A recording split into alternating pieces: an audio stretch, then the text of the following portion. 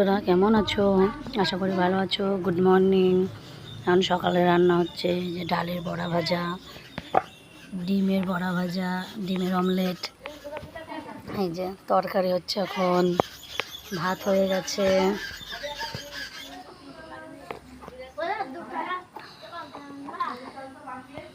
এখনো ডাল রান্না হবে। কেমন লাগছে বন্ধুরা? রান্না করছে এখন।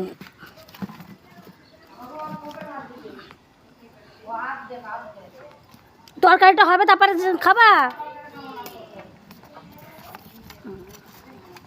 কেমন লাগছে বন্ধুরা দেখেন। এখন রান্না করছি পটল দিয়ে, ডাঁটা দিয়ে, পটল, তারপর আলু দিয়ে তরকারি করব।